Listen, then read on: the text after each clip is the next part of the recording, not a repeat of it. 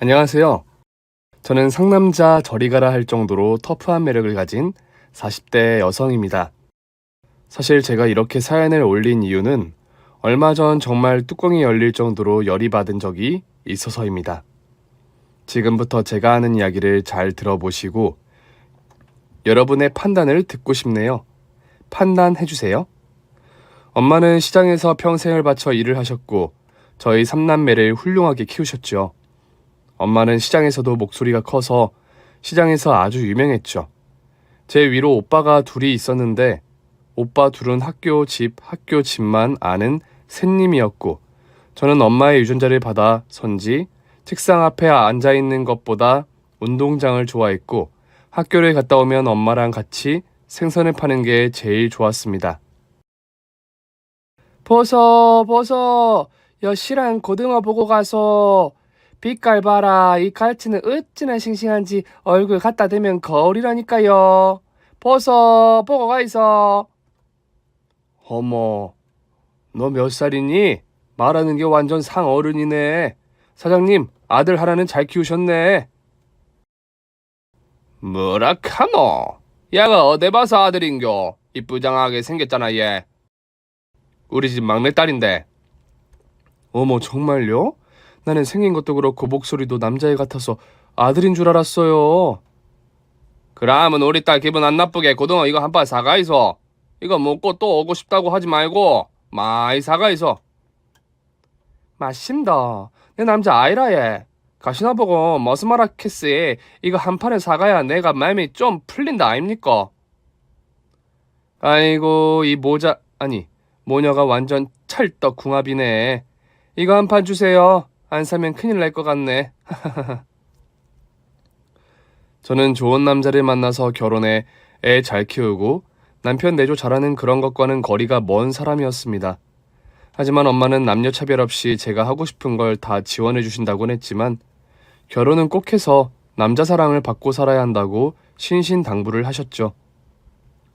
맛없으면 돈 안 받습니다. 이거 드셔보고 들어와서 구경하이소. 맛없으면 공짜, 맛있으면 서비스가 팍팍. 구경하이소. 유정아, 니 한 달에 얼마 버노? 저예, 번 만큼 법니다. 와요. 니 다른 사람들도 생각하면서 장사하래. 니가 손님 다 뺏어 간다고 딴 사람들이 욕하더라. 내가 언제 손님을 뺏었는데 얘? 키가 차네. 아니 다른 집 들어가는 손님 내가 멱살이를 잡고 왔습니까? 아니면 딴 데서는 사지 말라고 했습니까? 그 말 누가 했는데 얘? 아가리를 확 조잡붙까. 니 지금 내한테 하는 말이가? 아줌매가 내가 손님 뺏어간다고 사람들이 욕한다고 안 했습니까? 그라 욕짓거리 했는 년인지 놈인지 데리고 오라고 얘. 와 아줌매 찔립니까? 이놈의 가시나야. 돈 좀 받았고 어른한테 뭐라 했었노? 니 미친나? 와 남의 딸내미한테 욕을 하고 지랄이고? 네가 우리 집 손님 빼앗아갔지 우리가 언제 뺏어갔노? 우리 집에 오는 손님한테 우리 집 비쌌다고 네 손님들한테 그러는 거 내 모르는 줄 아나? 멸치 니 자꾸 지랄해라이. 내가 멸치 똥 따는 거 맹크로 니 모가지를 따뿌다이. 성질이 저러니까 남편 잡아먹었다 소리 듣지. 내 같아도 니 같은 여자랑은 못 살지 싶다. 너그 신랑 니가 잡아먹은 거 아이가? 이기 돌았나? 니 일로 온나? 멸치 니 오늘 니 죽고 내 죽자. 아이고 무시라. 아이고 애미나 딸년이나 드센 거 보소. 아이고 무시라. 저는 정말 고생한 우리 엄마 꼭 회장님 소리 듣게 하는 게 제 목표였습니다. 20대 후반이 됐을 무렵 저는 해산물, 생선, 그리고 해초까지 간편식을 개발해 서울에서 유통업을 시작했죠. 5평짜리 작은 사무실이었지만 전 서울과 포항을 오가며 유정수산을 알리기 위해 잠도 안 자고 일했습니다. 그러다 보니 매번 기차에서 쪽잠을 자는 게 제 일상이 됐습니다. 그러던 어느 날 기차에서 얼마나 꿀잠을 잤던지 여기가 내 집인지 기차인지 구분이 안 갔죠. 그런데 순간 너무 많이 잔 거 아닌가 생각했는데 이게 웬일? 제가 웬 남자 어깨에 기대서 자고 있었던 겁니다. 어머, 아유 죄송합니다. 제가 너무 피곤해서, 아이고, 이 어깨를 제가 닦아드릴 수도 없고 어쩌지. 아, 이놈의 사투리 또 나오네. 저 때문에 너무 불편하셨죠. 아, 이걸 어쩌나. 너무 피곤해 보이시길래 제가 어깨를 내드렸어요. 고개가 너무 아파 보이셔서 제가 실례한 건 아닌지 모르겠네요. 아닙니다. 아니에요. 덕분에 너무 편하게 잤어요. 경상도 분이신가 봐요? 네, 티가 났나요? 사투리 듣기 좋은데요. 포항에는 왜 가시나요? 네, 볼 일이 좀 있어서요. 그러면 저희 가게에서 식사라도 하고 가실래요? 너무 미안해서요. 아니에요. 부담 느끼실 필요 없어요. 그래도 그게 아니죠. 식사하고 가셔요. 저희 집 맛집으로 소문난 곳이에요. 전 그렇게 기차에서 만난 남자를 거의 끌고 오다시피 저희 생선구이 가게로 데리고 왔습니다. 엄마! 왔나? 여는 누구? 아, 이분은 기차에서 내리 도와주신 분. 안녕하세요. 제가 실례를 무릅쓰고 이렇게 여기까지 왔습니다. 제가 별로 도와드린 것도 없는데. 아이고, 남자 피부가 어째 이리 하얗노? 여우이소. 남천때 여마 풀코스로 한 상 차리라 푸득. 그렇게 그 남자는 저에게 끌려오다시피 해서 저희 가게에서 밥을 먹었고 엄마랑 저는 그 남자가 밥 먹는 것만 쳐다보고 있었습니다. 나이는 몇인겨? 죄송합니다. 물 더 있어. 천천히 더 있어. 올해 32살입니다. 아이고, 우리 유정이랑 4살 차이네. 궁합도 안 보는. 그자? 엄마, 위로 4살인데. 위면 어떻고 아래면 어떻노? 4살 차이면 천생연분이라 카던데. 그런데 음식이 다 맛있네요. 이런 진수성찬은 처음 받아봅니다. 이거는 진수성찬도 아니다. 내가 맘만 먹으면 이거 10배는 차려준다. 맞지, 유정아? 엄마가 손이 많이 크지. 저는 어렸을 때부터 한 끼 반찬을 2개 이상 먹어본 적이 없어요. 지금도 반찬이 너무 많아서 젓가락을 어디로 가야 할지 모르겠네요. 이렇게 대접해 주셔서 감사드립니다. 사는 게 힘들었는갑네. 네, 아버지가 부도가 나서 집안이 많이 기울었어요. 그리고 아버지는 병으로 일찍 돌아가셨고 어머니랑 둘이서 겨우겨우 살고 있습니다. 어머니는 횟집에서 일하시고요. 여기 온 것도 공사 현장에 2달 일하는 게 있다고 해서 돈 벌러 내려왔어요. 엄마야, 웃자고. 여식당부터 저기 건어물 상회까지 다 내 낀데 우리 유정이가 내랑 억척같이 벌어가 우리도 이제 발 뻗고 산다 아인겨. 내는 이제 돈도 벌만큼 벌었고 바라는 게 딱 하나인데 우리 유정이가 좀 매필 만나가 시집을 가야 하는데 그게 크기 어렵네 얘. 우리 유정이 지 이름 걸고 회사도 차렸는데 유정아 니 한 달 얼마 버노? 엄마 그런 이야기를 왜 하노? 마 우리 유정이랑 결혼하면 돈 걱정은 안 하고 사는데 우리 유정이가 어릴 때부터 지 신랑은 지가 먹여 살린다고 그랬는데 맞지? 기차에서 만난 그 남자는 정말 꾸밈없는 순수 그 자체였습니다. 일용직을 전전하는 사람이라곤 믿기지 않게 하얀 피부에 맑은 미소를 띤 그는 제가 처음으로 쿵쾅쿵쾅 가슴 뛰게 한 남자였습니다. 니참 마스마 좋체? 그냥... 나는 돈만 많고 성질이 지랄 같은 것들 딱 싫다. 없어도 사람 마음이 곱고 선해야지. 돈이야 많은 사람이 좀 보태주면 되고 그러면 되는 거지. 내가 반 관상쟁이 아이가. 전 머스마 아가 참 맑고 순수하더라. 니마 자랑 잘해봐라. 엄마가 팍팍 밀어줄게. 그게 뭐 내만 좋다고 되나? 그라이까네 엄마가 밀어준다고. 저는 그 남자의 공사 현장을 알아냈고 엄마는 매일 점심때마다 산의 진미를 도시락을 싸서 그 남자를 찾아갔습니다.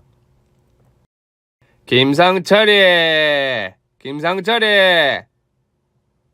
누구 찾아오셨어요? 저 있네. 상철이 총각. 여긴 어쩐 일로 오셨어요? 아이고, 점심은 제대로 묵고 일하는지 내가 마 잠이 안 와갖고 좀에 싸웠다.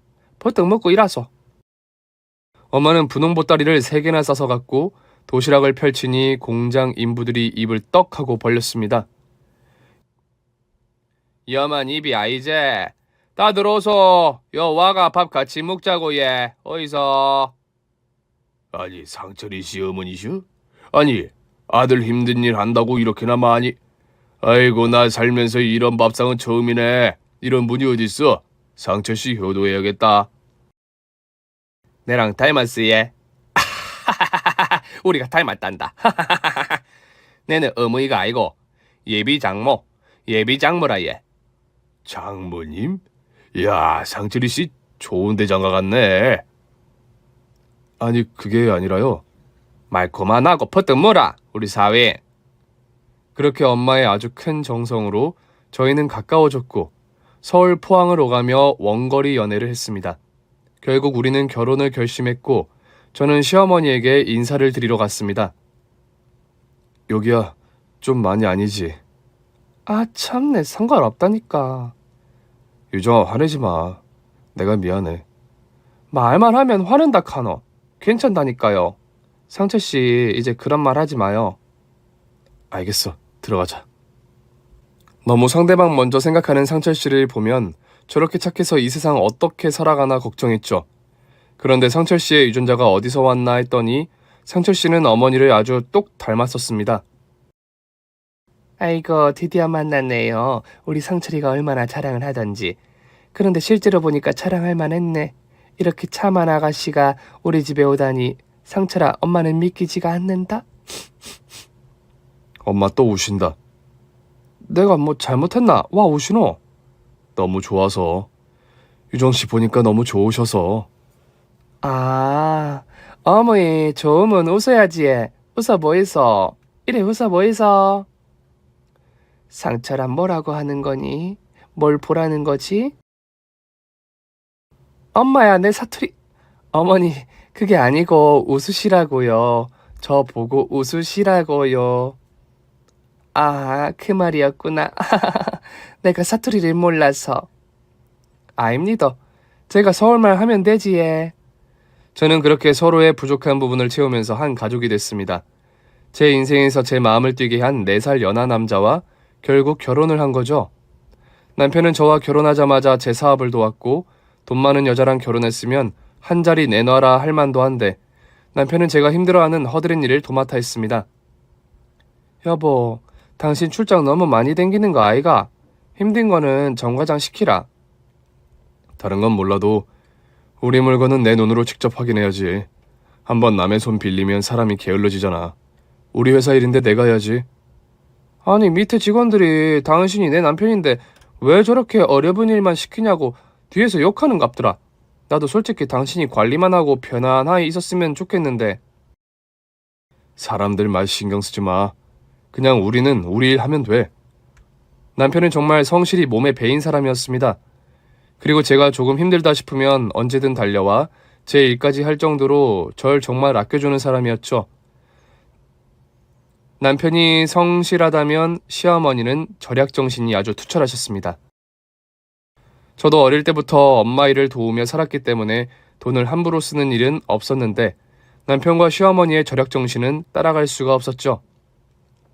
어머니, 왜 보일러를 다 끄셨어요? 오늘 영하 10도래요.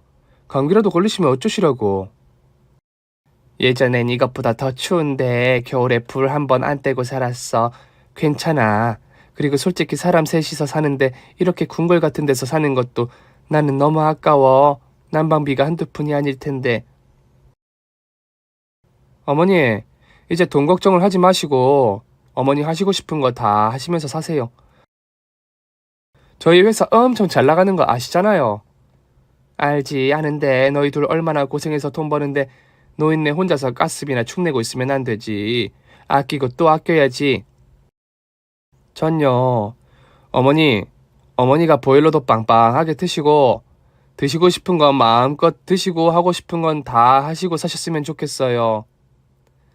사람이 하고 싶은 거 다 하고 살면 쓰나. 내가 살아생전에 우리 며느리 아니면 이런 호강을 바라보겠니? 난 이런 좋은 집에 사는 것만 해도 좋다. 고맙다 유정아. 자식인데 당연하죠. 그러니까 어머니 너무 아끼지 마시고 쓸 땐 쓰고 사세요. 이제 그래도 되셔요. 고생 많이 하셨잖아요. 말만 해도 고맙다 고마워.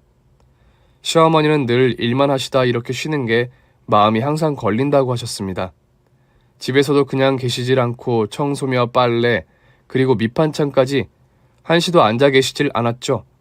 그런데 어느 날부터 시어머니가 외출을 하신다며 저희 퇴근 시간이 돼도 늦게 들어오시는 일이 종종 있었습니다. 어머니 어디 갔다 오세요?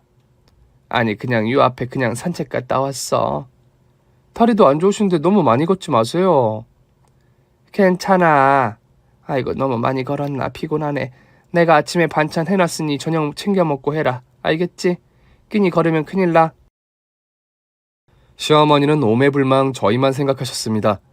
그런 시어머니들 볼 때마다 안쓰럽기도 하고 제가 이렇게 좋은 시어머니를 만난 게 행운이란 생각도 했죠. 여보, 나 내일 포항에 가야 할 것 같아. 내일 안 가는 날이잖아. 그런데 제품 공정에서 문제가 좀 생겼나 봐. 진짜로? 큰 거는 아니고 내가 체크해서 가르쳐주고 오면 될 것 같아. 내일 갔다가 금방 올 거야. 알았대.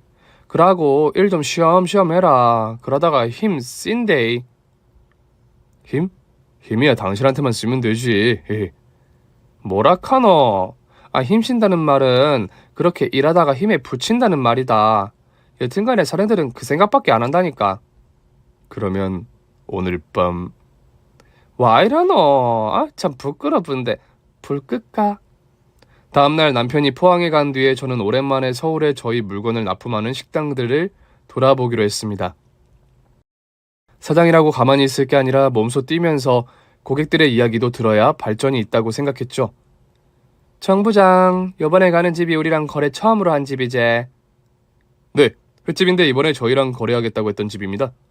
한번 가보자. 첫 고객인데 인사는 들려야지. 저희와 첫 거래를 한 집은 3층 건물로 된 큰 횟집이었습니다. 유명한 횟집이라 손님들도 많았고 종업원 수도 엄청났죠. 저 유정수산에서 나왔습니다. 사장님 계십니까? 아, 네, 잠시만요, 사장님. 아이고, 박 사장님 이렇게 뵙게 돼 영광입니다. 제가 영광이지에. 우리 물건 이래 써주시고 한 번도 인사를 못한 것 같아서 이래 왔습니다. 그럼 오신 김에 제가 점심 대접하고 싶은데 괜찮을까요? 밥 먹으러 온 건 맞는데 예, 제가 사드리려고 왔습니다. 아니 그래도 아닙니다, 정 부장. 같이 들어가 점심 먹자. 사장님은 제가 왔다고 푸짐한 점심을 차려주셨고 저는 특히 저희 건어물로 반찬을 한 것을 집중적으로 먹어봤습니다. 사장님 반찬 솜씨가 엄청 좋으시네. 예. 아이고 제품이 좋으니까 맛도 좋죠. 그런데 어디서 많이 묵어본 맛인데 여튼 맛있네. 예. 원래 저희 집 반찬이 맛있기로 소문났거든요. 그런데 반찬 이모가 갑자기 그만두는 바람에 어쩌나 했는데 얼마 전에 다시 와서 다시 반찬 맛을 찾았어요. 솜씨가 좋죠? 우럭무침 좀 더 드릴까요? 저기 여기 우럭무침 좀 더 가져와. 전 주방에 계신 분들이 솜씨가 좋구나 이렇게 생각했죠. 그런데 우럭무침 말씀하셨죠? 여기. 어머니. 네? 어머니라니? 그러면 반찬 이모랑 어떻게 되는 사이인지? 우리 시어머니 되십니다. 어머니 여서 와 이럽니까? 집에서 쉬라고 그만 이야기했는데 이러다가 또 병나시면 웃잘 낳고 그러십니까? 그게 소일거리 삼아서 나왔어. 나 하나도 안 힘들어. 너네한테 이야기하면 또 뭐라 할까봐 그래서 말 못했다. 미안해. 이 이모가 박 사장님 시어머니라고요? 그럼은 예. 우리 시어머니 우리 회사 회장님입니다. 아이고 저는 그것도 모르고 정말 죄송합니다. 어머니 나오이소 퍼뜩요. 전 어머니를 모시고 당장 집으로 갔습니다. 시어머니는 저한테 미안하셔서 어쩔 줄을 몰라 하셨죠. 그냥 내가 할 줄 아는 게 반찬뿐이라 용돈도 벌 겸 가본 거야. 어머니 용돈 제가 드리잖아 예. 내가 어머니한테 사투리 쓰면은 내가 마음이 얼마나 속이 상한 줄 아시지? 예? 알지 미안하다 유정아. 제가 용돈도 드리고 다 하는데 왜 자꾸 그러십니까? 어머니 자꾸 이러면 내가 속이 무너집니다. 며느리도 자식 아닙니까? 어머니는 자식들한테 대접받고 살아도 아무도 뭐라 못합니다. 지랑 애비를 생각해갖고 이제는 절대 일하러 나가지 마이소. 알겠지? 알았다 알았어. 그러니까 너무 속상해하지 마라. 응? 다른 집은 며느리한테 용돈 적다고 며느리 구박한다던데 저는 어머니가 저렇게 며느리 돈은 아까워서 못 쓰겠다고 하시니 정말 울어야 할지 웃어야 할지 몰랐습니다. 엄마가? 그래갖고 내가 우리 회장님이라 해뿌다. 회장님? 며느리가 사장님은 시어머니는 회장님이지. 엄마가 일을 한 번도 쉰 적이 없으셔서 그런가 봐. 내가 단디 말씀드렸으니까 인자는 안 그러실 끼다. 내가 우리 어머니 온 동네 방네 유정수산 회장님이라고 소문내고 다닐 끼다. 당신도 참 고부지간에 이렇게 서로를 생각하는 집은 우리 집밖에 없을 거야. 고마워 여보. 하모, 그러고 이기 당연한 기다. 그리고 전 어머니가 맨날 똑같은 스웨터에 목이 다 늘어진 티셔츠만 입고 계신 게 늘 마음에 걸렸습니다. 그래서 마음먹고 백화점으로 가서 어머니께 어울리는 옷을 있는 대로 다 골라서 선물해드렸죠. 그리고 백화점을 둘러보는데 명품백 매장에서 제 발길이 멈췄습니다. 어머니는 변변한 가방도 하나 없으셨고 매일 비닐봉지에 돈을 넣고 다니셨습니다. 지갑을 사드린다 해도 늘 그게 편하다며 한사코 마다하신 시어머니. 저는 그걸 생각하니 가슴이 아파 바로 명품백 매장으로 들어갔습니다. 저거 얼만데? 저거요? 이번엔 신상으로 나온 건데 컬렉션에서만 공개됐던 제품이에요. 파리에서. 파리고 뭐기고 내는 그런 거 모르겠고 여기서 제일 비싼 거지. 네, 제일 비싼 겁니다. 손님과도 정말 잘 어울릴 것 같아요. 보소, 내는 만날 등산복 입고 다니는데 이게 내랑 어울리는 게 말이 됩니까? 아니, 옷을 백에 맞게 엘리강스하게 입으시면 될 것 같은데. 그런 알람방구 안 끼도 되니까 저거 주이소. 내가 할 게 아니고 우리 시어머니 드릴 겁니다. 와, 며느님이 이렇게 시어머니 드리려고 명품백 산다는 손님은 전 처음 봐요. 전부 자기 백 산다고 난린데 너무 사이가 좋으신가 보다. 하모요, 시어머니도 부모 아닙니까? 저는 솔직히 아무리 좋은 명품 옷을 갖다 준다 해도 등산복이 제일 편했습니다. 저도 생전 처음으로 백화점에서 옷을 사고 명품백을 산 적은 처음이었습니다. 하지만 시어머니를 위해 이렇게 돈을 쓰는 건 하나도 아깝지가 않았죠. 어머님. 우리 며느리가 오늘은 사투리 안 쓰는 거 보니까 기분이 좋은가 보네. 그런데 이게 다 뭐니? 어머님 껴예요. 뭐? 이게 다 내 거라고? 네, 이제 어머님도 다 떨어진 옷 입지 마시고 이렇게 좋은 옷이랑 가방을 하고 다니세요. 아이고 이게 얼마야? 이거 다시 다 환불해라. 이렇게 비싼 걸. 옷은 그냥 걸치면 되는 거지 이렇게 비싼 옷 필요 없어. 어머니 지난번에 제 말 기억하시죠? 이제 대접받고 사셔도 된다고. 아니 그건 그런데 이건 너무 비싸서. 환불할 생각 절대 하지 마세요. 가격표 다 떼버려서 환불도 안 돼요. 하여튼 우리 며느리 통 큰 건 알아줘야 해. 그래도 앞으론 이런 데 돈 쓰지 마라 알겠지? 나는 지금 너한테 대접받을 만큼 받았어. 아직 한참 멀었어요. 그리고 참, 어머님 지난달부터 우리 회사 회장님 되신 거 아시죠? 회장님? 애비가 말 안 했나 보네요. 진서희 회장님 며느리가 사장이면 당연히 시어머니는 회장님이시죠. 진 회장님, 이제 회장님이시니까 회장님처럼 사세요. 아이고 별소리 다 한다. 그래도 회장이라고 하니까 기분은 좋구나. 만날 이모 상철이 댁 저기요라고 불리던 시어머니. 전 꼭 시어머니를 회장님으로 만들어드리고 싶었습니다. 솔직히 저희 부부가 이렇게 열심히 일할 수 있는 것도 다 시어머니가 도와주셨기 때문에 가능한 일이었죠. 당연히 회장님 자격, 충분히 누릴 자격이 있으시다는 판단에 저는 어머님 명함도 파드리고 진짜 회장님으로 모시기로 마음먹었습니다. 내친 김에 명함도 정식으로 만들어드리고 정말로 전 시어머니를 저희 회사의 회장님으로 생각했습니다. 역시나 시어머니는 정말로 회장님다운 면모를 보여주셨습니다. 새로 나온 제품에 대해 저는 시어머니의 의견을 자주 묻곤 했는데 그때마다 고객들의 반응이 꽤 괜찮다는 평을 들었습니다. 나는 생선 먹을 때 자꾸 잇몸에 가시가 찔려서 그게 참 불편하더구나. 그리고 생선은 한 마리씩 소분해서 넣어놔야 하는데 이걸 한 마리씩 개별 포장해서 만들면 요즘 엄마들한테 인기가 있지 않을까? 어머니, 진짜 대박. 역시 음식 잘 맹그는 우리 어머니가 생각하는 게 내랑 다르다 카이. 유정아, 너 혹시 화났니? 내가 뭐 한다고 어머니한테 화를 냅니까? 너 또 사투리 쓰니까 너 화나면 사투리 쓰잖아. 아이, 어머님, 너무 좋으면 사투리가 한 번씩 나온다니까요. 농담이야. 나도 이제 우리 며느리 사투리가 익숙해져서 듣기 좋다. 그런 거 신경 쓰지 마. 진짜로요. 아유, 숨통이 탁 트인데. 그래, 나도 이제 사투리 다 안다. 이야, 우리 어머니 사투리 잘하네 얘. 하모. 어머님에게 있어 유일한 외출은 바로 고향 친구 모임이셨습니다. 어머님은 경기도 쪽 고향이시라 한 번씩 친구들 만나는 게 유일한 낙이셨죠. 올해도 모임 날짜가 다가오자 어머니는 어린 아이 마냥 너무 들떠 계셨습니다. 이번에는 애들이 다 모인다네. 저번에는 순이가 빠져서 섭섭했는데 이번에는 단 한 명도 빠짐없이 온다니까 너무 좋구나. 엄마, 이번에는 애미가 사준 옷이랑 가방 들고 나가셔요. 요즘은 엄마 나이에 명품백 하나 없다고 하면 이상하게 쳐다본대요. 내가 알아서 할게. 깔끔하게만 입고 나가면 되지. 그리고 고향 친구들 만나러 나갈 때는 내가 제일 멋내는 날인 거 몰라? 알죠. 그런데 유정이가 사준 옷도 좀 입으세요. 아유, 그 비싼 옷 입고 나갔다가 양념이라도 묻으면 어쩌려고.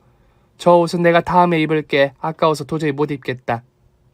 엄마도 참. 시어머니는 그렇게 기다리고 기다리던 동참 모임에 나가셨습니다. 전 그날 일도 바빠서 일찍 출근을 했고 친정엄마가 온다고 하셔서 기차역으로 배웅을 나가야 했죠. 전 제가 사드린 옷이랑 명품백을 하고 나가실 거라 생각을 했습니다. 그날따라 왜 그리 정신이 없든지 그래서 어머님을 제대로 뵙지도 못해서 용돈만 드렸습니다. 어머니, 애비한테 용돈 드리라고 했는데 받으셨지? 그래, 그런데 무슨 용돈을 이렇게 많이 주니? 어머니가 오늘 친구분들한테 한턱 쏘이소. 개돈 있는데 뭘. 그래도 우리 진서희 회장님답게 크게 한턱 쏴야지. 참, 어머니, 제가 사드린 옷이랑 가방 오늘 꼭 들고 나가실 거지요? 어? 그래, 그래야지. 그러고 어머니가 유정수산 회장님이라는 거 오늘 자랑 실컷 하고 오이소. 명함도 들고 가가 친구들한테 내가 이런 사람이다 하고 보여주고 오이소. 그래, 너무 고맙다. 그리고 이따가 사돈어른 꼭 집에 모시고 와. 내가 반찬 해놨으니까 집에서 식사하시게. 알겠지? 예. 그럼 이따가 집에서 보자꾸나. 시어머니는 모임 장소에 도착했고 반가운 고향 친구들을 만나니 어머니도 그때 그 시절로 돌아간 듯 행복하셨다고 합니다. 순이야, 나는 이번에 너 온다는 소식 듣고 꼭 나와야지 했어. 잘 지냈어? 그럼 나도 너 보고 싶었어. 그래, 며느리를 그렇게 잘 봤다며. 큰 집으로 이사도 가고 이제 돈 걱정 없이 산다고 하니 내가 기분이 좋더라. 서인이가 그동안 고생하고 착하게 산 보람이 있어. 우리 며느리가 우리 집 복덩이지. 며느리 들어온 뒤에 우리 상철이 일도 잘 풀리고 둘이 얼마나 열심히 사는지 몰라. 나는 우리 며느리 얼굴만 봐도 웃음이 절로 난다니까. 근데 며느리가 그냥 복덩이가 아니던데. 유정수산 대표라며. 유정수산 백화점에도 물건 다 들어가고 대기업이잖아. 애들 하는 일은 난 잘 몰라. 애들이 둘 다 성실해서 잘하고 있어. 괜히 내가 이래라 저래라 하면 스트레스 줄 것 같고. 그리고 어느 며느리가 시어머니가 잔소리하는 거 좋아하겠어. 나는 그냥 애들 밥이나 해주고 마음 편하게 해주는 것뿐이야. 안 그래도 우리 며느리가 오늘 친구들한테 한턱 쏘라고 용돈도 줬어. 부럽다. 요즘 그런 며느리가 어딨어. 지 살기 바빠서 시어머니한테는 생존 신고만 한다더라. 아이고, 우리 며느리는 뭐가 그리 욕심이 많은지 이번에도 아파트 평수 늘린다고 땅 좀 팔면 안 되냐고 전화 왔더라. 이건 부탁이 아니라 완전히 강도나 다름없어. 사람이 어찌 다 똑같을 수 있나. 너무 그러지 마. 그럴수록 네가 더 감싸 안아줘. 감싸 안아주다가 지금 개털되게 생겼어. 어머, 저기 에라다. 어머, 쟤 또 넣었네. 얼굴이 터질라고 그런다, 야. 뭘 넣었다는 건데? 보톡스. 저기 집에 보톡스 중독이잖아. 이야, 오늘 걸치고 온 것만 1,000만 원은 되겠다. 1,000만 원? 저기 집에 나이 많은 영감 하나 물어서 재혼하더니 완전 기세가 하늘을 찔러. 안 그래도 싸가지 없는 게 말이야. 시어머니 고향 동창 중엔 아주 눈에 띄는 분이 계셨는데 저희 시어머니와는 라이프 스타일이 아주 달랐죠. 타고난 것부터 금수저였고 남편이 사업망하고 병으로 죽자 바로 20살 차이 나는 아버지 뻘이랑 재혼을 했다고 합니다. 그래서 백화점에 가서 명품을 시장에서 콩나물 사듯 아무렇지도 않게 돈을 쓰는 분이었습니다. 그날도 머리부터 발끝까지 모조리 명품이었죠. 어머 반갑다 야. 순이야. 들어오는데 난 넌 줄 몰랐잖아. 아니 다른 사람인 줄 알았어. 너 관리 좀 해야겠더라. 참네. 나는 누구처럼 성형에 관심이 없어서 말이야. 성형하면 뭐하니? 처지면 또 하고 또 하고. 난 그렇게는 살기 싫어. 순이야 그만해. 에라야 반갑다. 정말 너는 날이 갈수록 젊어지네. 타고난 것도 있고 그리고 오랜만에 친구들 만나는데 얼굴에 돈 좀 썼지. 그런데 서희 너 아직도 그 판잣집에 사니? 아니 이제 이사했어. 아들이 결혼을 했거든. 그래? 동네가 어딘데? 그냥 저기 있어. 내가 괜한 말을 했네. 예전 생각하면 내가 다 마음이 아프잖니. 너 도시락도 못 사와서 맨날 애들이 밥 모아서 주고 가방 찢어져서 비 오는 날 교과서 떨어지는 것도 모르고 너 걸어갔잖아. 너 기억나니? 그땐 너무 어려웠지. 그때가 아니지 지금도 그렇잖아. 야, 지금 서희 며느리 잘 봐서 아주 떵떵거리며 잘 살아. 누구처럼 돈 많은 영감 잡아서 팔자 고치는 애는 아니야. 뭐? 야, 너 지금 그게 무슨 말이야? 누가 팔자리 고쳐? 순이야 그만해. 에라야 너도 그만하고. 아니 서희야, 내 말이 틀리니? 너 거지같이 산 거 애들이 다 아는 이야기잖아. 그래, 나 돈 많은 내 남편 덕에 잘 산다. 그게 잘못이야? 그래 다 네 복이지. 나도 우리 며느리가 얼마나 나한테 잘하는지 몰라. 서희야, 너 나이 들더니 거짓말이 늘었네. 네가 며느리 잘 봤다면 네 꼬라지도 좀 나아져야 하는 거 아니야? 요즘 누가 그런 옷 입고 다녀? 이거 완전히 70년대 옷 아니니? 너 이러고 다니는 거 네 며느리 욕먹이고 다니는 거야? 아니 말로는 며느리 잘 봤다고 하면서 해다니는 꼴은 지질이 궁상이니 네 며느리가 도대체 뭘 잘한다는 거야? 나라면 시어머니가 이런 꼬라지로 다니는 거 못 봐. 네가 바보 같아서 지금 며느리한테 속고 사는 거야. 내 말이 틀렸나 봐봐. 네 며느리 너 몰래 좋은 건 다 하고 다닐걸? 에라야 우리 며느리 세상 누구보다 나한테 잘하는 애야. 그 말은 좀 듣기가 거북하구나. 야, 난 네 생각해서 말하는 거야. 가서 물어봐. 네 며느리는 지 좋은 거 다 하면서 시엄마한테는 쓰는 돈은 아깝다고 할걸? 야 우리 애들 그런 애들 아니야. 그리고 나이가 내일 모레 70인데 가방이 그게 뭐니? 내가 한 20년 전에 그 가방 본 것 같은데 아직도 그걸 들고 다니니? 머리부터 발끝까지 넌 그 판잣집 스타일이야. 며느리가 그렇게 잘해주면 시어머니가 거짓골로 다니게 놔두는 게 제정신이니? 너 말이 점점 심하다. 솔직히 그렇잖아. 여기 나온 애들 봐봐. 다 아들 며느리 있고 중산층으로 사는데 넌 평생 그렇게 거지같이 사니 우리 모임에 네가 어울리는 게 맞나 싶다. 얘들아 안 그러니? 만약에 이 순간 제가 그 자리에 있었다면 시어머니 친구고 뭐고 완전 박살을 냈을 겁니다. 하지만 저는 오전부터 일하느라 바빴고 서울길을 모르는 친정 엄마를 모시고 집으로 가고 있었죠. 시어머니가 이런 모욕을 당하는 것도 모르고 말이죠. 서울은 살 데가 못된다. 무슨 사람이 이래 많노? 옛말에 서울 가면 진짜로 코배 간다 하디만 진짜 내 코 절단 나는 거 아닌가 싶어서 무섭더라. 엄마 요새 그런 게 어딨노? 다 옛말이지. 오늘 시어머니 동창 모임인데 크게 한턱 쏘시라고 용돈 좀 드렸다. 내 잘했지? 그래 진짜 잘했다.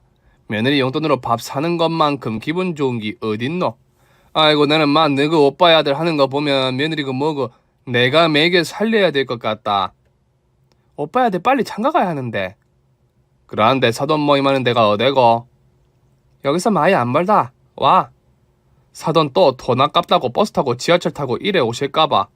가는 길이면 모시가 들어가자. 네 아침에 얼굴도 제대로 못 보고 나왔다면서. 그럴까? 친정엄마의 말대로 시어머니가 계신 모임 장소로 같습니다. 전 상상했죠. 시어머니가 우리 며느리가 날 회장으로 만들어줬다며 명함도 돌리고 시어머니 동창들이 제가 사드린 옷과 가방을 보며 부러움을 한꺼번에 사고 있으리라고. 그런데 시어머니는 제 상상과는 아주 다르게 험한 꼴을 당하고 계셨습니다. 너 예전부터 아나무인인 거 마음에 안 들었어. 다 같은 친구들인데 옷이 어떻든 가방이 어떻든 그게 뭐가 중요하니? 제일 중요한 건 마음 씀씀이야. 너는 나이가 들어도 그런 게 전혀 없는 것 같구나. 아니 그지 같은 년 모임에 끼워줬더니 뭐 마음 씀씀이? 네가 우리 동창 모임 격떨어지게 하는 건 잘하는 짓이니? 너 때문에 우리 꼬라지도 우습게 되는 거 몰라? 그게 네가 말하는 마음 씀씀이야? 넌 그냥 동창 모임 나오면 평소 못 먹던 음식들이나 실컷 먹고 배나 채우고 가. 거지 같은 기집애가 뚫린 입이라고 별꼴을 다 보네. 야 파게라. 얘들아 이 기집애 가방 좀 봐. 이게 딱 인형 꼬라지야. 내 말이 틀려? 틀리냐고? 틀렸다 이 우라질 거사. 아 뭐야? 네가 뭔데 우리 사돈한테 말을 그딴 식으로 하노? 어? 얼굴은 보고 대가리처럼 생겨갖고 이 얼굴이 돈으로 쳐 발라놓은 얼굴이라고. 야, 네 내한테 몇 대 맞으면 이것보다 더 팽팽해질 기다. 한 맞아볼래? 이거 안 놔. 우리 남편이랑 우리 아들이 가만히 안 둘 거야 너. 상황 파악이 안 되나 보네. 지 잘났다고 지랄하는 거 보소. 내 살다 이런 정신없는 옆에 있는 애 처음 봤다. 네 내가 누구지 아나? 내가 포항 사심이다. 네 벌건 이 주디를 내가 오늘 확 찢어줄 기다. 이 정신 나간 예편네야. 아가리 대라 퍼뜨. 이 사람 누구야 누구냐고? 어머 사부인. 사부인? 그래 이년아 네가 뭐가 잘났다고 지금 우리 사돈한테 막말을 하노? 돈 있으면 나가. 돈? 그거 내도 많다. 그래도 내는 니처럼 돈지랄은 안 떤다. 진짜 돈 있는 사람은 내 돈 많다. 안 그래도 빚이 난다 카이. 내가 시장에서 생선 아가리만 수천 마리를 찢어봤거든. 네 아가리는 내한테는 1도 아니다. 볼일 아팠다. 안 돼. 나 보톡스 맞은 지 얼마 안 됐어. 하지마. 엄마 자꾸 아가리 하니까 이분이 놀라잖아. 아가리 찢는 거는 인자 그만하자. 많이 했다 아이가. 보자 이 싸가지 없는 아지매를 내가 우에 뿌고. 아지매 머리 했네. 그런데 뭐가 이리 딱딱하노? 먹고 이게. 하지마 하지 말라고. 전 시어머니 친구의 머리를 잡아 뜯었습니다. 어릴 때 친구들 머리채 좀 잡아봤거든요. 그런데 이건 뭐랄까 머리채를 잡는 게 아니라 무슨 가죽 껍질을 벗겨내는 느낌인 거 있죠? 그런데 먹고 이거 가짜 머리 아이가? 어머 에라 제 가발이었어? 완전 대머리야. 어머 웃으면 안 되는데. 너무 웃기다. 꼴 좋다 전현. 한 번은 저렇게 될 줄 알았어. 서희야 너 사돈이랑 며느리 하나는 진짜 잘 봤다.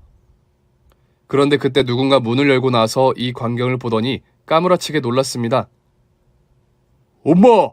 나는 혹시나 했는데 엄마 왜 여기 있어? 횟집 사장은 바로 저희가 거래하고 있는 거래처 사장이었습니다. 저희 물건 좋다고 엄청 고맙다고 인사한 분이죠. 아들, 이 미친년들이 날 이렇게 만들었어. 빨리 신고해 빨리. 엄마 말 조심해. 이분 우리랑 거래하는 회장님이라고. 서희 전현이 회장님이라고? 그래 이 정신 나간 아지매야. 어머니 그거 보여줘 있어. 나도 이런 거 자랑하는 게 낯간지럽고 그랬는데 오늘 에라 네가 하는 짓을 보니 내가 확실히 보여줘야겠다. 자. 시어머니는 가방에서 제가 드린 명함을 한 뭉치를 꺼내 시어머니 친구의 얼굴에 뿌렸습니다. 시어머니 동창들은 떨어진 명함을 보고 전부 놀랐죠. 어머 진서희 회장? 진짜 서희가 유정수산 회장이었네? 세상에 우린 그런 것도 모르고 에라 저게 자꾸 동창회장 하려고 하니까 가만히 있었더니 전현이 진짜 우릴 가만히로 봤네. 야 박예라 너 오늘부로 동창회의에서 제명이야. 앞으로 우리 동창회에 나올 생각하지도 마. 알겠어? 말도 안 돼 아들. 이거 아니지. 아니 왜 저 거지 같은 게 회장이야. 이거 아니지. 엄마 지금 상황 파악이 안 돼? 입 좀 다물어. 야 며느리는 남이야. 네 아들 아직도 취업 못하고 막노동하고 다니지? 우리 아들은 아니야. 우리 아들은 사장이라고. 솔직히 여자가 돈 많으면 남자 차는 거 쉽거든. 네 며느리도 그럴걸? 지금이야 어머니 어머니 하면서 애교 떨지만 며느리는 피 하나 안 섞인 남이라고. 변변치 못한 아들 내세우지 못하니까 며느리랑 사돈을 내세우네. 자랑할 게 없으니까 참네. 야, 누가 동창 모임에 사돈 불러서 싸우냐? 지가 힘이 없으니까 별 지랄을 다 떠네. 이거 뉴스에 날 일이야. 뉴스거리가 그렇게 없습니까? 그때 남편이 나타났고 저희는 남편의 갑작스러운 방문에 놀랐습니다. 상철아, 네가 여길 어떻게 왔어? 여보야. 어머니 모시러 왔다가 내가 밖에서 듣는데 치가 떨려서. 이것 봐요. 오늘 일 진서희 회장님 아들이 절대 용서 못하니까 빨리 우리 어머니한테 무릎 꿇고 사과해요, 빨리.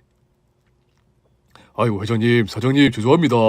저희 어머니가 한 번씩 이성을 잃으면 좀 이렇게 됩니다. 너그러운 마음으로 한 번만 봐주십시오. 저희 회장님 제품 안 받으면 장사 못합니다. 한 번만 봐주십시오. 엄마 빨리 무릎 꿇러 빨리.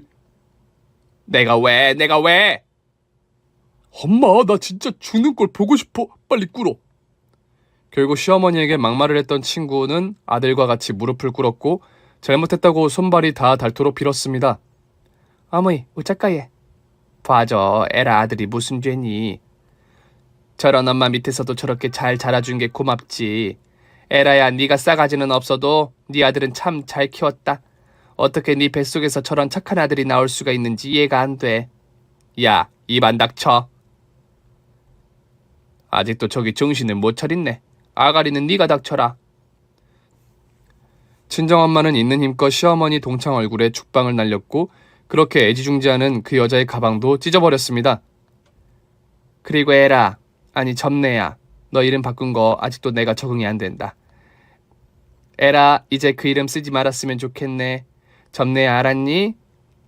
엄마 빨리 가자. 야, 내 가방 다 찢어졌어. 짝퉁인데 뭘 그렇게 애지중지야. 엄마 제발 사고 좀 치지 마, 제발. 그렇게 저희 모녀는 시어머니를 그렇게 구해드렸고 시어머니는 면목이 없다며 저희에게 너무 감사하다고 말씀하셨습니다. 사돈, 정말 제가 할 말이 없습니다. 이런 꼴을 보여서. 어데예, 저런 것들은 한번 조지놔야 정신을 차립니다. 어머니, 저런 가짜 명품 다 필요 없습니다. 우리 어머니 자체가 명품인데 예. 맞지 엄마? 하모. 그날 이후 저희 두 집안은 더 화목해졌고 전 일에 빠져 살다가 얼마 전 예비 엄마가 됐답니다. 엄마가 돼보니 여러 가지 생각이 들더라고요. 내가 남한테 피해주면 그것이 그대로 내 자식에게 올까봐 부모라는 타이틀을 달면 세상 사는 일에 더 감사해야 하고 더 조심해야 한다는 사실을 저희 시어머니를 통해 알게 됐습니다. 사실 우리가 사는 걸 보면 사람 겉모습만 보고 판단하는 경우가 많습니다. 하지만 내가 좋은 사람이 되려면 상대방의 내면을 먼저 들여다보는 게 우선 아닐까요? 제가 아무리 사장이라 해도 저는 건어물 팔고 생선 파는 장사꾼입니다. 전 그래도 하나도 부끄럽지 않습니다. 시장에서 일하던 제 모습도 그리고 지금의 모습도 너무 사랑하니까요. 사람들의 시선 너무 신경 쓰지 마세요. 여러분의 내면이 빛이 나면 아무리 좋은 옷, 좋은 차 타고 다니지 않아도 모두 당신을 부러워할 테니까요.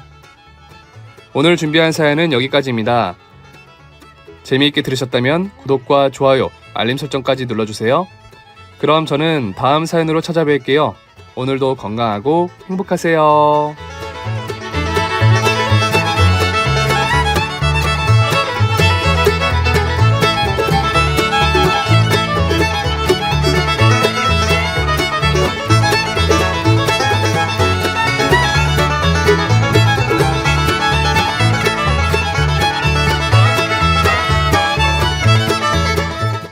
입대하던 날, 눈이 어찌나 많이 내리던지 가는 내내 마음이 싱숭했습니다. 저의 가족인 할머니께서 허리가 안 좋아서 오시지 말라고 했는데 고집을 부려서 멀리까지 같이 오게 되었습니다. 할머니, 집합하라네.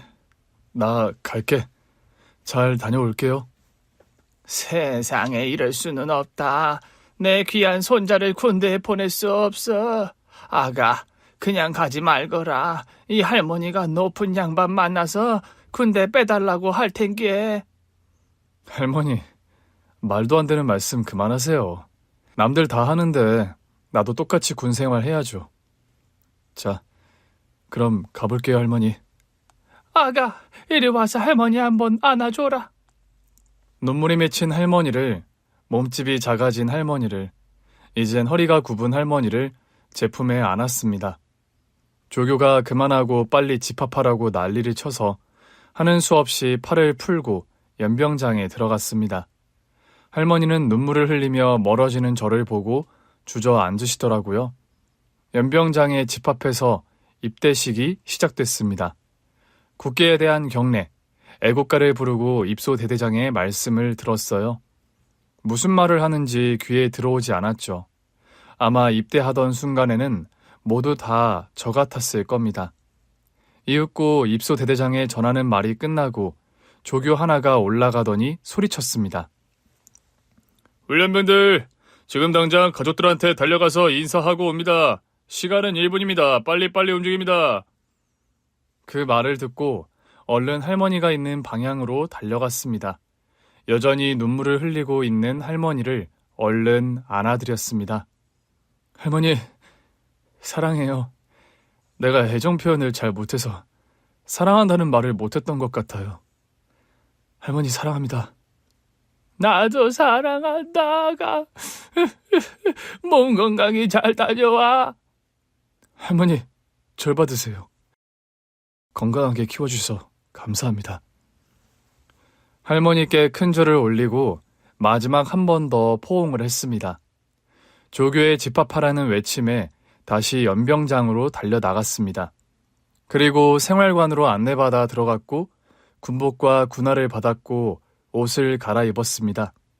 저도 그렇고 입대한 동기들의 폼이 모두 어색하고 어울리지 않더군요. 시간은 빨리 흘러 저녁 식사 시간이 되었습니다.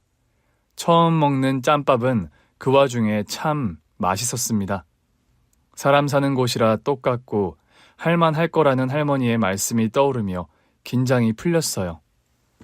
입소대대에서 5일 지나고 훈련소로 이동했고 힘들고 고된 훈련으로 군인으로 거듭났습니다.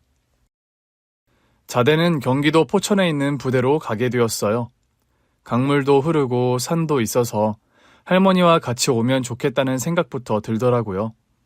버스를 타고 이동 중 군 입대 전까지 짧은 저의 인생이 떠올랐습니다. 잠시 저의 어린 시절의 추억을 회상하며 글을 쓰고 군대 이야기로 다시 넘어오겠습니다. 3살 때 저를 낳아주신 엄마가 암으로 돌아가셨어요. 그리고 아버지는 돈을 버신다고 지방에 있는 조선소에서 용접공으로 일하셨어요. 저는 할머니 손에 맡겨져서 자랐답니다. 아버지가 생활비를 붙여주셨는데 언제부턴가 연락도 끊겼어요. 그때 아마 새로운 가정을 차리셨을 겁니다. 그래서 할머니가 엄마 역할도 하시고 아버지 역할까지 도맡아 하셨습니다. 길거리에서 채소 장사를 몇 년 하시다가 돈을 모아 붕어빵 장사를 하셨어요. 학교 앞에서 장사를 하셔서 매일 방과 후 할머니 옆으로 달려가 같이 붕어빵을 팔았답니다. 자, 줄 서. 우리 할머니가 만든 붕어빵은 다른 곳과 맛이 달라. 팥도 훨씬 많이 들어가고 반죽도 특급 레시피로 만들어서 아주 쫀득하다고. 상태야, 할머니도 이거 배워서 하는 거야. 특별한 레시피가 아니라고. 할머니, 원래 장사는 이렇게 하는 거예요. 할머니는 붕어빵 만드는 데만 신경 쓰세요. 봉투에 담고 돈 거슬러 주는 건 내가 할 테니까요. 아가, 놀이터 가서 놀아. 괜히 힘들게 일하지 말고. 이게 노는 거예요, 할머니. 난 할머니 옆에 있을 때가 최고로 좋다고요. 제가 의지할 사람은 할머니가 유일했고 저 때문에 고생하시는 걸 알고 있으니 어떻게든 할머니께 잘 보이려고 노력했던 것 같습니다. 초등학교 시절에는 그럭저럭 재밌게 자랐어요. 공부도 허투루 하지 않아서 잘하는 편에 속했답니다. 그런데 중학교에 올라가서 좋지 않은 일들이 생겼어요.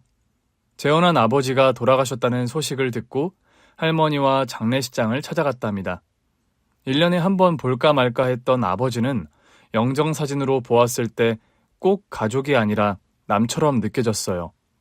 또 재혼한 가족들이 불편해해서 멀찌감치 떨어져서 아버지의 발인과 매장의 순간을 보고 돌아왔답니다. 그리고 혈기왕성한 중학교 2학년 때 학교에서 싸움을 조금 많이 했어요. 붕어빵 장사하는 할머니를 조롱하는 말을 들으면 경고의 말을 던지기도 전에 저의 주먹이 날아갔답니다. 야, 붕어! 매장 가서 붕어 쌈 많고 좀 사와라. 없으면 네 할미한테 가서 붕어빵을 가져오든가. 네 주둥이를 붕어처럼 두툼하게 만들어줄까? 까고 있네. 너 여기저기 까불고 다니는 거 많이 봤는데 사람을 봐가면서 까불어야지.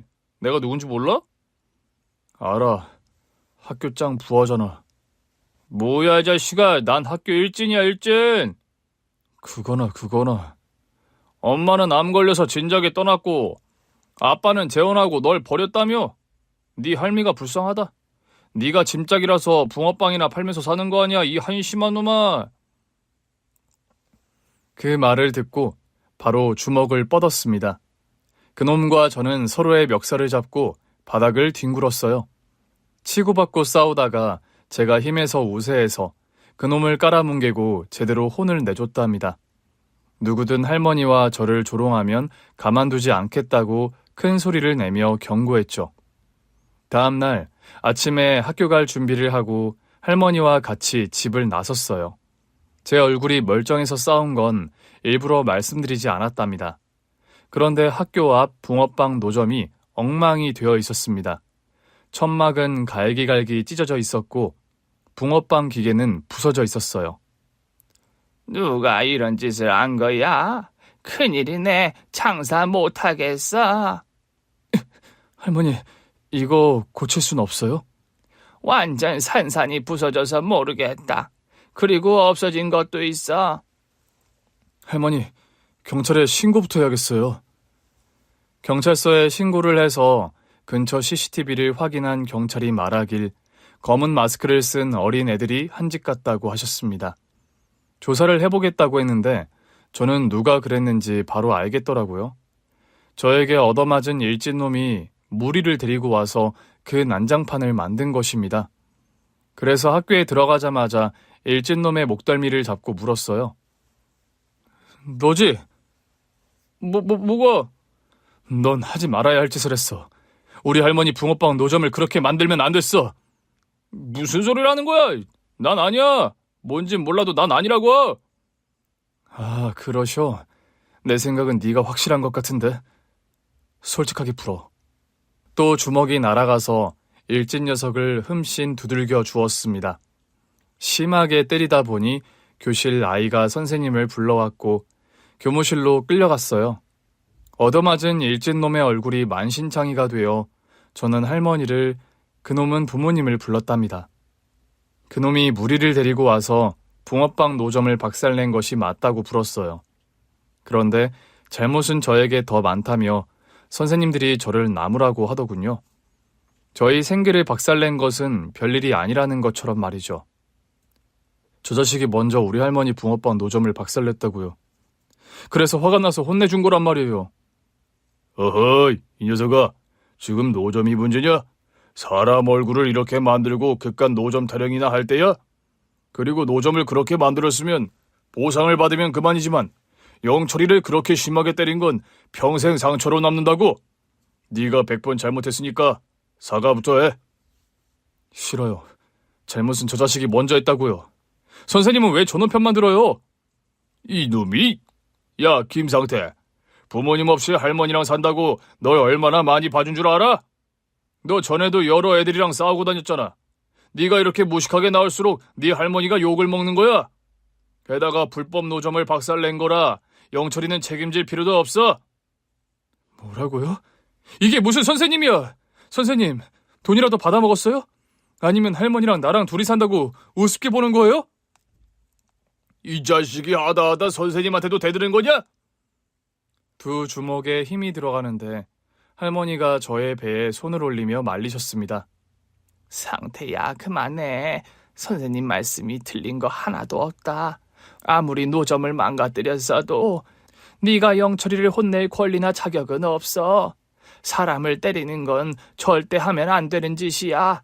당장 사과해. 할머니, 어서 사과하라고. 할머니가 큰 소리를 치셔서 저는 수긍하고 바로 사과했습니다. 선생님과 일진 영철이한테 고개를 숙여 사과했는데 영철이 아버지의 손이 제 볼에 날아왔어요. 집으로 돌아가는 길에 할머니한테 서운해서 먼저 가시라고 하고 잠시 길을 방황했습니다. 앞으로 어떻게 살아가야 하나 걱정이 들기도 했고 할머니를 고생 안 시키고 욕먹지 않게 하려면 내가 행동거지를 바르게 해야 한다고 떠올리기도 했답니다. 일진 영철이의 부모님이 저를 퇴학시키라고 강하게 나와서 며칠 뒤 학교에서 잘렸어요. 저의 잘못으로 이렇게까지 되니 할머니께 면목이 없었습니다.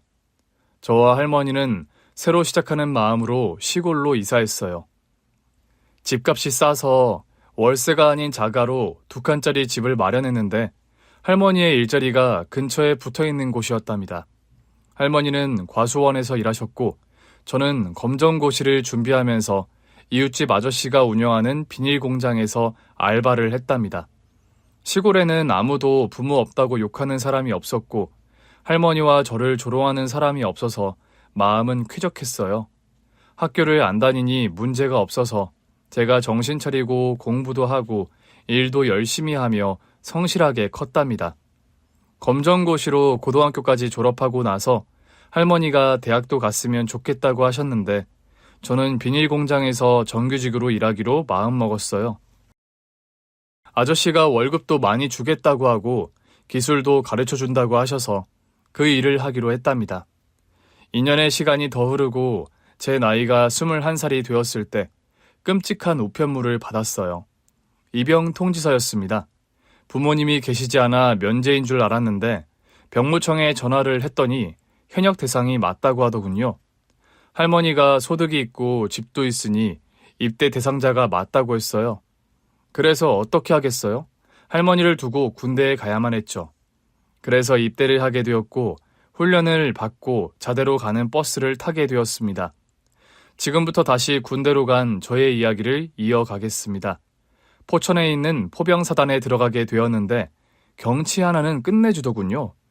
그런데 군 선임들은 끝내주게 무서웠습니다. 신병, 이병 김상태. 몇 살이냐? 21살입니다. 그래? 나 22살이니까 형이라고 불러봐. 내 이름이 서강준이니까 강준이 형 해봐. 아닙니다.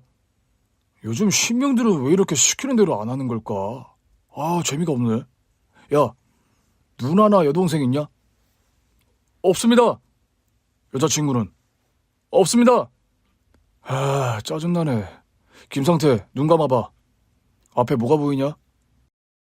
아무것도 안 보입니다. 그게 바로 너의 군 생활이다. 아무것도 안 보인다. 시키는 대로만 하고 나대지 말고 선임들 말 잘 들어라. 알겠나? 이병 김상태. 예, 알겠습니다. 저를 교육하는 선임은 상병이었고 12개월 차이 나는 아버지 군번이었습니다. 자대 배치 처음 받은 첫날 부대 간부들과 선임들의 관등 성명을 다 외웠고 10대 군가와 규칙들을 암기했어요. 어쭈, 김상태 좀 하네. 시킨 거 다 외웠네. 그럼 전투화 닦는 거 알려줄게. 전투화 닦을 줄 압니다. 이 자식이 선임이 말하는데 말을 끊어? 전투화는 누구나 닦을 줄 알지. 그런데 네가 누구누구의 전투화를 닦아야 하는지 알려주겠다는 거야. 말년 병장이랑 분대장님 그리고 내 것까지 닦아라. 아침 기상시간 전에 닦아놓고 밤에 점호하기 전에 닦아. 하루 2번이다. 이것이 바로 부조리의 시작이었습니다. 저는 따지지 않고 무조건 예 알겠습니다 하고 대답하고 시키는 대로 했답니다. 이등병 때는 정신이 하나도 없었고 시간도 엄청 안 가더라고요. 100일 휴가가 오기만을 손꼽아 기다렸는데 그날이 100년 만에 온 것 같은 기분이었습니다. 김상태, 내일 100일 휴가 나가나?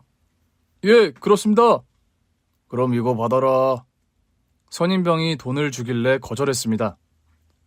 괜찮습니다, 서강준 상병님. 뭐가?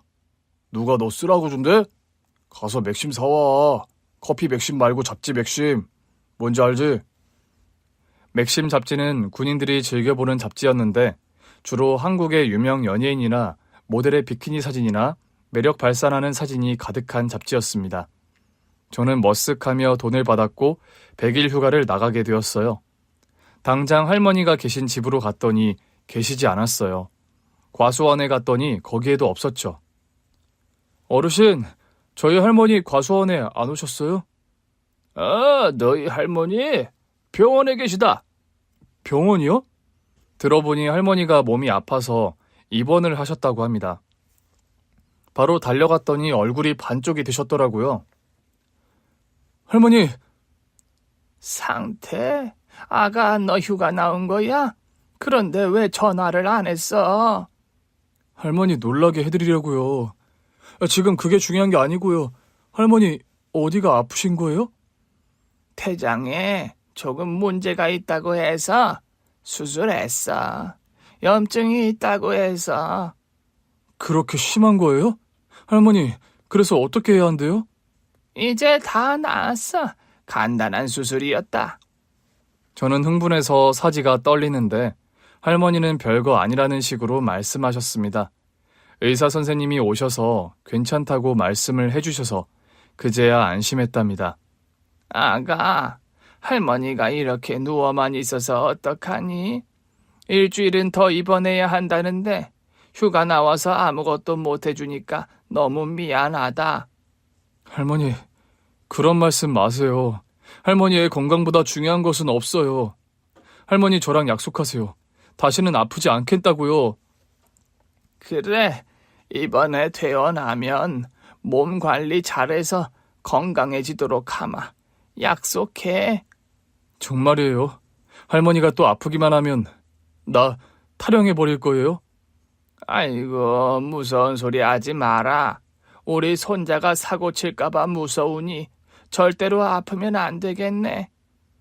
100일 휴가는 그렇게 병원에서 5일을 지내고 자대로 복귀했습니다. 선임에게 맥심 잡지를 사다 주는 걸 깜빡 잊어먹어서 창고로 끌려갔습니다. 야, 김상태. 군기가 빠졌지? 휴가 나가니까 민간인으로 착각하고 노느라 바빴지? 아닙니다. 죄송합니다. 엎드려. 하나에 내가, 둘에 왜 이럴까? 하나, 내가, 둘, 왜 이럴까? 털구페필기를 한참 하고 나서 다른 벌도 받았어요. 그리고 밤에는 고참들의 청소구역까지 혼자서 다 했답니다. 서강준 선배님 청소 다 했습니다. 진짜야? 검사 받고 통과될 자신 있나? 예, 그렇습니다. 그러자 선임이 하얀 장갑을 주머니에서 꺼내더군요. 따라오라고 하더니 복도 바닥을 하얀 장갑으로 긁더라고요. 시커먼 때가 묻어난 걸 저에게 보여주더니 다음 구역에선 천장을 훑더군요. 하얀 장갑은 새까맣게 변했고 저는 공경에 처하게 됐습니다. 선임병은 잠잘 생각하지 말고 점호 끝나고 관물대 앞에 서서 기상시간까지 버티라고 하더군요. 맥심 잡지를 사가지 않았다는 이유로 그렇게 죄행일 괴롭힘을 당했답니다. 며칠 동안 피곤함을 꾸역꾸역 참아가며 일과를 힘들게 보냈습니다. 그런데 그것보다 더 힘든 일이 저에게 찾아왔어요. 과수원 사장님이 군부대로 전화를 해서 지휘통제실로 내려갔습니다. 통신보안 이병 김상태입니다. 상태군. 나야, 나 과수원 주인. 네, 어르신. 안녕하세요. 어쩐 일로 전화를 다 주셨어요? 자네 할머니가 병원에 입원하셨네. 많이 아프셔서 알려야 할 것 같아서 말이야. 듣자 하니 위암이라고 하네. 뭐라고요? 그럴 리가요. 지난번 휴가 때 대장 수술 받으셨을 땐 암 같은 건 없다고 하셨다고요. 나도 그런 줄 알았지. 여하튼 지금 위암 때문에 입원해서 항암 치료를 받고 계셔. 곧 수술도 받을 거라고 하더라. 할머니가 암이라는 말에 눈물이 나올 것만 같았는데 이를 악물고 참았습니다. 그리고 분대장님을 찾아가서 휴가에 대해 물었습니다. 분대장님, 성기훈 병장님, 질문 있습니다. 뭐냐? 일병 정기휴가를 미리 쓸 수 있습니까? 뭐야? 이 자식 빠져가지고 벌써 휴가를 쓰겠다는 거야? 할머니가 아프다는 이야기는 하고 싶지 않았습니다. 그게 아니라 사정이 있습니다. 꼭 나가야 하는 이유가 있어서 휴가가 필요합니다. 뭐, 그렇게 휴가가 나가고 싶으면 포상휴가를 받으면 될 거 아니야. 포상휴가 말입니까? 그건 어떻게 받는 겁니까? 내가 그런 것까지 알려줘야 해? 아닙니다. 제가 알아서 알아보고 포상휴가를 받도록 해보겠습니다. 당장 휴가 나갈 수 없으니 분대장님의 말씀대로 포상휴가를 노려야만 했어요. 그래서 포상휴가를 어떻게 받는지 귀를 열고 눈을 크게 뜨고 알아보았습니다. 훈련 때 열심히 하면 받을 수 있고 여러 가지로 잘 보이면 나갈 수 있다고 하더라고요. 그래서 일단 한 가지 결심한 걸 도전해 보기로 했습니다. 고참과 위병소 근무를 나가게 되었는데 거기서 경례를 크게 해서 포상휴가를 받았다는 고참의 이야기를 들어서 제가 그걸 노려보기로 했습니다. 저기 한일태 상병님 부탁 하나 해도 되겠습니까? 요즘 이등병들은 왜 이렇게 빠진 거야? 고참한테 부탁을 하겠다고? 뭔데? 차량 들어올 때 제가 경례를 하면 안 되겠습니까? 뭐? 이놈 봐라. 내가 이런 소리는 처음 듣는다. 상급자를 무시하고 네가 경례를 하겠다고? 그게 말입니다. 한일태 상병님이 근무를 편히 서시면 좋을 것 같아서 말입니다. 너 포상휴가 가고 싶어서 그러지? 네가 포상휴가 노린다는 소문이 돌더라. 그래, 그럼 네가 경례해봐. 난 포상휴가 따위는 관심 없으니까 네가 하고 싶은 대로 해보라고. 저와 같이 근무를 선 한일태 상병은 집이 제주도이고 다녀오는 것도 힘들고 귀찮다고 해서 제가 이렇게 나대는 걸 귀엽게 봐주셨습니다. 그래서 위병소에 들어오는 차량을 향해 힘껏 경례를 했습니다. 대대장님이 탄 차량이 들어오길래 제가 총을 들고 경례했습니다. 총! 성! 근무 중! 이상! 무! 차량이 멈추고 창문을 열고 포상휴가를 주는 일은 없었어요. 그냥 지나갔답니다. 선임은 낄낄 웃으며 포상휴가가 그렇게 쉬운 건 줄 아느냐며 비웃었습니다. 그런데 한일태 상병과 매일 위병소 근무를 들어가서 목청을 높여서 간부들한테 잘 보이기 위해 경례를 실컷 할 수 있었습니다. 그런데 일주일 뒤에 정말 믿을 수 없는 일이 벌어졌습니다. 사단장님 차량이 들어오고 있었어요. 야, 큰일이다. 사단장님 차량이다. 한일태 상병님, 제가 경례하게 기회를 주십시오. 야, 안 돼. 괜히 후임병 시켜먹었다고 찍히면 나 영창 간다고. 제발 부탁드립니다. 제가 존경하는 한일태 상병님께서 한 번만 기회를 주십시오. 한일태 선배님이 제대하는 그날까지 제가 전투화를 닦아드리고 전투복도 제가 빨고 다려드리겠습니다. 아, 이 꼴통 진짜 돌겠네. 아, 그래, 해봐. 야, 이왕 하는 거 부대가 흔들리도록 크게 해봐라. 감사합니다. 다행히 이해심이 있던 한일태 상병의 허락으로 사단장님께 경례할 순간이 왔습니다. 저는 총을 높이 들었다가 받들어 총을 하며 외쳤습니다. 총! 성! 근무 중! 이상! 무! 사단장님 차량이 위병소를 통과하길래 실패구나 싶었는데 잠시 후 차량이 멈춰섰습니다. 사단장님이 손짓을 해서 달려갔더니 이렇게 말씀하셨어요. 야, 목청 좋네. 너 보상휴가 다녀와라. 감사합니다! 얼굴이 낯이 익네. 그럼 수고해라. 충성! 그렇게 저는 포상휴가를 얻어냈습니다. 한일태 상병님한테 진심으로 감사하다고 인사를 했고 며칠 뒤에 휴가를 나가 병원으로 갔어요. 할머니는 아직 수술을 받지 못하셨대요. 암의 크기가 줄어들어야 손을 댈 수 있는데 아직 치료를 받았어도 암 크기가 크게 줄지 않았답니다. 할머니, 저 왔어요. 저 알아보시겠어요? 너 상태 아니냐? 너 타령한 거냐? 할머니 아픈 건 어떻게 알았어? 할머니, 저 타령 아니고 포상휴가 받았고요. 과수원 어르신이 부대에 연락해 주셨어요. 그 양반은 왜 남의 손자한테 걱정거리를 안겨주고 난리야? 내가 못 살아? 할머니, 이렇게 아프지 않기로 했으면서 왜 또 아프신 거예요? 위암이라뇨. 미안하다. 내가 몸 관리를 제대로 못한 모양이야. 할머니, 걱정하지 말아요. 아까 의사 선생님 만났는데 수술하고 나면 괜찮아질 거래요. 나도 알아. 아가, 이 할머니 때문에 걱정이 많았지? 에휴, 좋은 모습만 보여줘야 하는데 미안하기만 하다. 완치하시고 건강해지면 돼요, 할머니. 기운 내시고 수술 잘 받아야 해요. 할머니는 제가 복귀하기 전에 수술을 받으셨어요. 완벽하게 제거가 안 됐다고 해서 항암을 얼마 뒤에 또 투여한다고 하더라고요.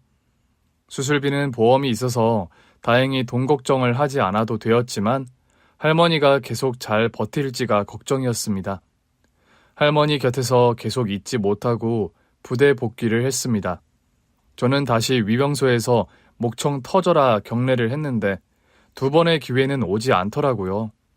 그런데 주말 오후에 사단장님이 저희 부대를 방문하셨습니다. 그때 위병소 근무가 아니어서 진짜 안타까웠죠.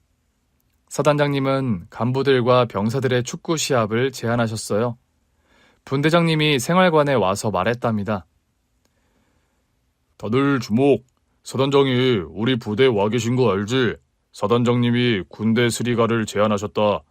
간부대 병사로 5점 내기란다. 그 말에 저를 잘 갈구던 서강준 상병이 물었습니다. 축구 말입니까? 그럼 뭐 준답니까? 보상휴가 한 장 준대.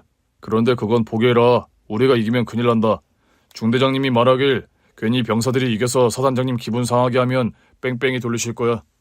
대충 봐주면서 하자고. 자, 축구 못하는 개발들만 손들어.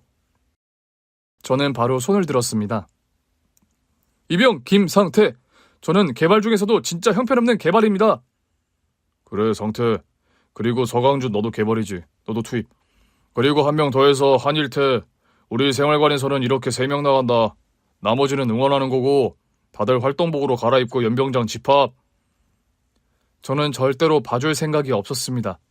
개발이라고 말했지만 학교 다닐 때 스트라이커로 날렸던 아주 짧은 시기가 있어 그때의 실력을 믿고 간부들을 이겨서 사단장님께 포상휴가를 받기로 결심했어요. 물론 다른 고참들은 져줄 생각이어서 저 혼자 열심히 뛰어야만 했답니다. 다시 만나게 된 사단장님의 얼굴을 보니 인자하고 푸근한 인상이더라고요. 그래서 편하게 골을 넣어서 반드시 이길 각오를 했습니다. 마침 사단장님이 축구 시합 전에 한 말씀 하셨습니다. 병사들 잘 들어. 간부들이라고 봐주면 군장 돌릴 줄 알아. 똑바로 뛰어라. 알겠나? 다들 알겠다고 대답했고 저 역시 큰 소리로 대답했습니다. 그런데 저를 갈구던 아버지 군번인 서강준 상병이 제 옆구리를 찌르며 말했어요. 야, 김상태, 너 나대지 마라. 공 오면 피해라. 예, 알겠습니다. 대답은 알겠다고 했으나 저는 할머니를 만나기 위해 최선을 다해 뛰었어요. 그동안 군 생활을 하면서 체력이 더 늘어나 깃털처럼 몸이 가벼웠습니다. 전반전에 간부들이 선점해서 3대 0이 되었어요. 후반전이 시작되었고 축구의 감을 제대로 잡은 저는 대충 뛰는 선임들에게 패스하지 않고 혼자 미친 듯이 질주를 해서 2골을 넣었습니다. 야, 김상태, 내가 말했지. 나대지 말라고. 너 개발이라며. 왜 골을 넣고 난리야. 죄송합니다. 이제부터는 골을 넣지 않겠습니다. 하지만 저는 3번째 골도 넣었고 4번째 골은 사단장님과 몸싸움까지 하며 넣었어요. 다들 헉소리를 내면서 사단장님께 괜찮냐고 물었어요. 저는 눈치가 보이고 경기가 끝나면 끝장날 걸 알았지만 인내하고 다시 볼을 잡았습니다. 5번째 골은 제가 마무리했어요. 오버헤드킥으로 멋지게 골을 넣자 기뻐하는 사람은 저 하나뿐이었습니다. 아싸, 이겼다. 포상휴가다, 포상휴가. 저희 팀 병사들은 당장 울 것 같은 표정을 지었고 서간중 상병은 저를 잡아먹을 표정을 지었어요. 간부들은 하나같이 저를 배신자로 쳐다보더군요. 그런데 사단장님이 허허 웃으며 말씀하셔서 금세 분위기가 풀렸어요. 다들 왜 이러나? 병사들이 잘해서 이겼으니 인정하고 축하해줘야지. 다들 박수! 그리고 혼자 5골을 넣은 이등병. 전의 이름이 뭔가? 이병 박상태입니다. 오, 그때 그 친구구만. 위병소에서 씩씩한 목소리로 경례해서 내가 보상휴가를 줬었지. 맞습니다. 아주 군대가 체질인 친구구만. 그래, 이번 보상휴가는 5골을 넣은 자네가 강해. 이만 군대 수리가 끝이다. 다들 밥 먹으러 가세. 저는 신나서 생활관으로 돌아갔습니다. 그런데 서강준 상병이 저를 잡더니 따라오라고 하더군요. 이제 엄청 혼나는구나 싶었는데 한일태 상병이 말려줬어요. 강준아, 상태 건들지 마라. 한일태 선배님, 이 자식이 오늘 무슨 짓 한지 보셨지 않습니까? 그래, 축구 시합을 열심히 뛰었지. 나도 이등병 때 저랬다. 건들지 마라. 김상태, 너 운 좋은 줄 알아. 나중에 보자. 나중에 무슨 일이 벌어질지 전혀 걱정하지 않고 바로 휴가를 준비하고 나갔습니다. 할머니는 또 휴가를 나온 저를 보고 너무 놀라서 입을 크게 벌리셨는데 침까지 흘리셨어요. 아가, 너 타령했니? 너 군인 맞아? 무슨 이등병이 휴가를 3번이나 나와? 할머니 보려고 보상휴가 땄어요. 할머니, 몸은 좀 어떠세요? 항암 치료를 더 받아야 한대. 그래도 좋아지고 있으니 곧 완치하겠지. 그나저나 우리 손자가 매번 휴가 나올 때마다 내가 병원에 있는 게 미안하네. 할머니, 저는 할머니가 건강해지기만 하면 더 바랄 것도 없어요. 할머니가 계시니까 휴가를 나오는 거라고요. 우리 아가 고맙다. 다음에 휴가 나오면 그때는 진짜 건강해지도록 하마. 네, 약속하셨어요? 그럼 다음 휴가 때는 꼭 따뜻한 밥 해주세요. 할머니와 5일 동안 붙어서 지냈는데 할머니가 많이 야위어서 가슴이 아팠습니다. 제발 무사히 퇴원해서 건강을 되찾기를 바랐어요. 그리고 다시 부대에 돌아갔을 땐 저를 기다리던 서강준 상병이 바로 밖으로 불렀답니다. 부대 옆 풀숲까지 끌고 가서 제 정강이를 걷어찼습니다. 이병 김상태. 야, 김상태, 진짜 빠져가지고 보상휴가 나가려고 생쇼를 하더라. 위병소에서는 고참 대신 경례를 하질 않나 축구할 때는 아주 날라다니더라. 내가 너 처음 왔을 때 뭐라고 했지? 나대지 말고 시키는 것만 하라고 했습니다. 그래, 그랬지. 그런데 니네는 제멋대로 날뛰었어. 그러니 혼 좀 나고 군기를 잡아야겠지? 예, 그렇습니다. 어금니 꽉 깨물어라. 선임병에게 두들겨 맞는데 흥분하지 않으려고 참았습니다. 캄캄한 밤에 땀이 범벅이를 하도록 얻어맞고 있었는데 누군가 손전등을 들고 저희 둘을 불렀습니다. 거기 뭐야? 당장 나와! 부대 간부 행보관님이었습니다. 선임병은 큰일 났다는 표정을 지으며 저를 데리고 간부 앞으로 다가갔습니다. 서강준, 김상태, 니들 둘 거기서 뭐 한 거야? 어라, 상태 얼굴 왜 이래? 서강준 너 이 자식! 행복한님, 그게... 선임병이 사실대로 고백하려는데 제가 말어리를 자르고 대답했습니다. 행보관님, 제가 휴가 복귀하고 청소하기 싫어서 풀숲에 짱박혀 있다가 고라니를 보고 놀라 자빠져서 굴렀습니다. 서강준 상병은 저를 찾아오는 길이었습니다. 지금 막 만난 것입니다. 오해하지 말아주십시오. 야, 임마. 누가 봐도 얻어맞은 얼굴인데 어디서 거짓말을 해? 뭐 고라니를 만나서 자빠졌다고? 이게 어디서 거짓말이야? 진짜입니다. 100번을 물으셔도 같은 대답이 나올 것입니다. 서강준 상병은 잘못한 것이 없습니다. 간부님은 저와 선임을 데리고 가서 격리시키고 지독하게 질문을 퍼부었습니다. 서강준 상병은 자백했는데 제가 끝까지 아니라고 잡아댔습니다. 야, 서강준이 다 풀었어. 그러니까 너도 똑바로 말해. 저는 진짜만 말씀드렸습니다. 서강준 상병이 분위기가 무서워서 그렇게 대답한 것 같습니다.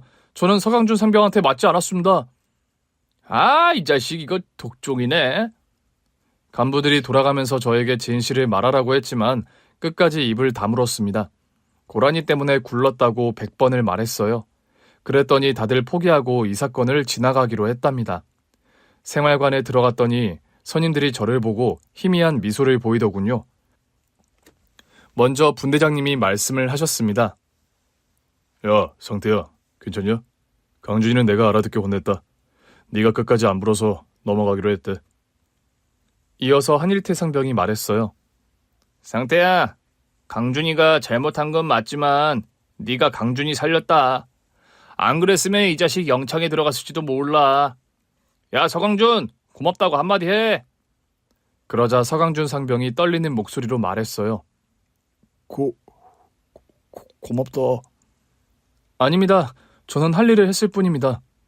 다들 저에게 고맙다고 했고 한일태 상병이 저에게 물을 게 있다고 해서 말을 걸더군요. 야, 상태야. 너 그렇게 포상휴가 따르는 이유가 뭐냐? 여자친구 때문이지? 그게 아닙니다. 단답형으로 대답했더니 다들 궁금한 눈으로 있더라고요. 생각해보니 함께 자고 먹는 전우들한테 비밀을 둬서 뭐하나 싶어 사실대로 말씀드렸어요. 할머니가 위암이십니다. 병원에서 항암 치료 중이십니다.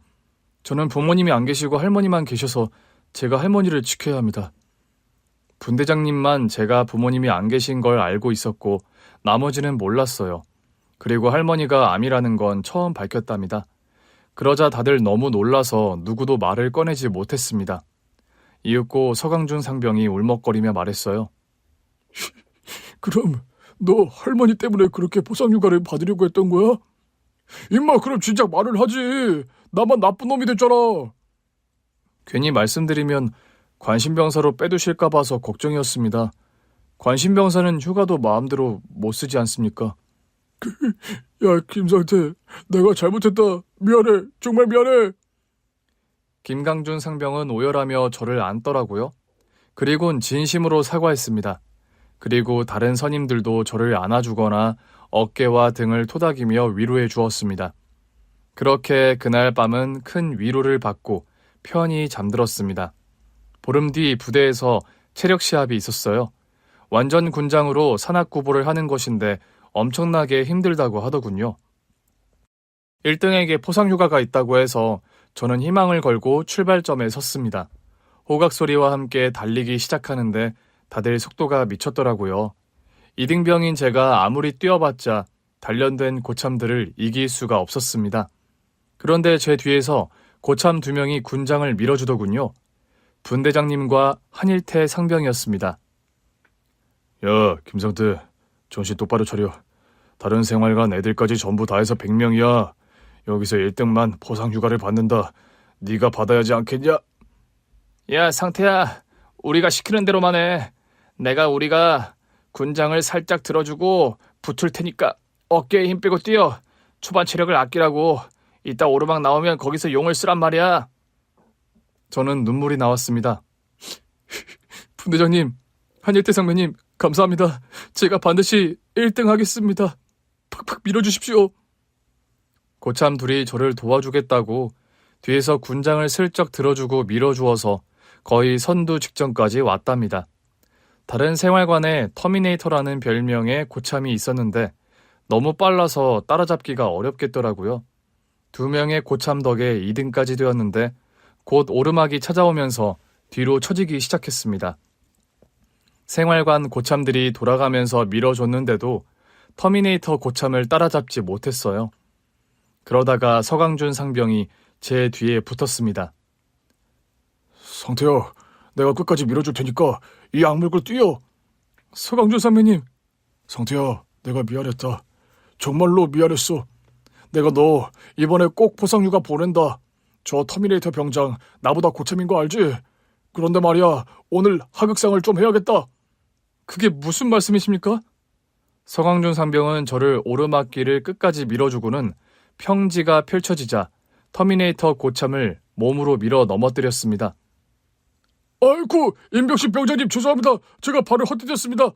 상태야, 가라. 뒤돌아보지 말고 뛰어. 결승점이 눈앞에 있다고 뛰어. 서강준 선배님, 감사합니다. 저는 고참들 덕분에 체력 시합에서 1등으로 들어갔습니다. 포상휴가를 또 따게 되었답니다. 할머니는 여전히 병원에서 입원 중이셨는데 다음 일병휴가 때는 완치가 되셔서 퇴원하셨어요. 천만다행이라 생각하고 군 생활을 열심히 재밌게 하고 있는데 제가 상병이 되었을 무렵 친하게 지냈던 고참들이 모두 전역했습니다. 그리고 할머니가 다시 암이 재발했답니다. 정기휴가를 땡겨서 다 써버리면서 할머니의 입원과 치료를 지켜보았죠. 외박도 몰아서 써서 병원에 갔는데 할머니는 좋아지다가도 엄청 나빠지기도 했어요. 어떤 날은 제가 누군지도 못 알아보셨답니다. 댁은 누구시오? 여긴 어디지? 내 집이 이랬었나? 할머니, 왜 그러세요? 나요. 할머니 손자 상태요. 상태? 우리 손자 상태랑 붕어빵 만들어야 하는데 우리 상태 학교에서 돌아올 시간인데. 할머니. 할머니는 치매 증상까지 보였답니다. 병원에 장기 입원하시면서 치료하고 지켜보자고 하셔서 군대에 들어가 늘 걱정이었습니다. 어느새 시간은 흘러 제가 병장이 되었고 제대를 2달 남겨두었답니다. 새벽에 잠을 이루지 못하고 휴게실에서 몰래 담배를 피우고 있는데 중대장님이 들어오셨어요. 죄송합니다. 잠이 안 와서 담배를 피웠습니다. 마저 피워라. 그리고 옷 갈아입고 내려와. 무슨 말씀입니까? 할머니가 돌아가셨다고 연락이 왔다. 할머니가 말입니까? 저희 할머니가 진짜로 돌아가셨단 말입니까? 중대장님은 제 어깨를 툭툭 치고 준비하라고 내려오라고 하더군요. 군복을 입고 내려와 중대장님의 차를 타고 할머니의 빈소를 향했습니다. 도착해서 입관하는 할머니를 보고 오열하며 붙잡았습니다. 할머니, 가지 마세요. 나를 두고 가지 마세요. 아직 해드릴 게 많은데 벌써 가시면 어떡해요. 버티기로 꼭 낫기로 약속해놓고 이렇게 가시면 어떡해요. 어서 눈 떠요. 돌아오세요, 할머니. 할머니가 비좁은 관 속으로 들어가는 걸 보고 저도 따라가고 싶은 생각이 들었습니다.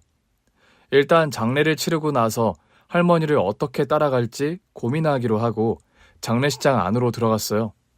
그런데 영정사진 앞에 군복을 입은 남자가 보였습니다. 저희 부대 사단장님이었습니다.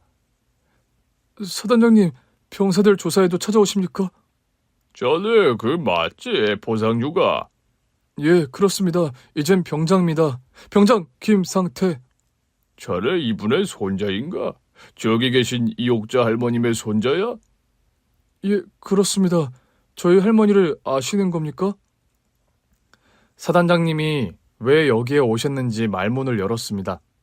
그러니까 어디부터 시작을 해야 하나? 우리 어머니가 자네 할머님의 댁의 식모였네. 나와 어머니는 자네 할머니 도움으로 잘 먹고 살았지. 그리고 할머님이 나에게 공부를 시켜주셨어. 돈 걱정하지 말고 공부하라고 하셨단 말이네. 그래서 난 육사가 되어 입대를 했고 길고 긴 교육을 받고 나왔더니 할머님 가정이 파산해서 온 식구가 뿔뿔이 흩어졌네. 할머니 집에서 사셨다고요? 우리 할머니가 부자였어요? 그래, 아마 자네 부친이 대학 다닐 때 집안에 가세가 기울었을 거야. 그러니 상태 자네는 아무것도 모를 수 있지. 아무튼 난 할머님을 찾으려고 여러 차례 시도했어. 그러다가 문득 연세가 많으실 테니 병원 기록이 있을 거란 생각이 들었어. 그래서 의사 친구들한테 할머님의 함자, 석자만 알려드리고 알아봐달라고 부탁했지. 그리고 찾게 되었는데 내가 늦었더구먼. 오늘 새벽에 돌아가셨다고 연락받았네. 그래서 내가 여기 서 있는 거지.